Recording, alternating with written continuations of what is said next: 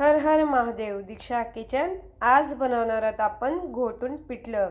तर चला बनवूया. आपण घोटलेलं पिठलं बनवतोय त्यासाठी मी साहित्य घेतलंय. 1 वाटी बेसन पीठ घेतलंय, जिरं घेतलंय, लसूण घेतलंय, 6 हिरव्या मिरच्या घेतलाय, कढीपत्ता घेतलाय आणि बारीक चिरून कोथिंबीर घेतली आहे आणि 2 छोट्या आकाराचे आपण कांदे घेतले. आपण लसूण आणि हिरवी मिरची हे मिक्सरमधून बारीक वाटून घेऊया. आपण जिरं घालूया, पत्ता घालू फोडणीला, कांदा ऍड करू आपण त्यात बारीक कापून घेतलेला. छान असं आपण कांदा होऊ दिला आणि त्यात आपण वाटलेला लसूण आणि हिरवी मिरची ऍड करू आणि परतून घेऊया.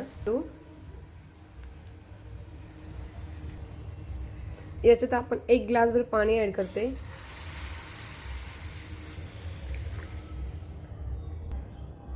यात चवीनुसार मीठ घालू.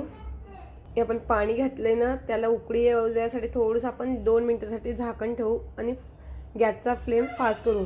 आपण छान असं पाणीला उकळ आले. आता त्यात बेसन पीठ ऍड करू. आचेवर हळूहळू हलवून घेऊ. एकच साईडने हलवू म्हणजे त्याच्या हे नाही बनणार गिठळ्या. हे बघा छान असं झालं आपण घोटून. आता त्याच्यावर 2 मिनिटासाठी आपण झाकण ठेवूया बारीक गॅसवर. 2 मिनिटं झाले. आपण आता बघून घेऊ त्याला. वरतून कोथिंबीर ऍड करू आणि परतून घेऊ. छान असं झालेलं आपलं पिठलं. तुम्हाला आवडलं असेल तर करून बघा, खाऊन बघा आणि कमेंट करा.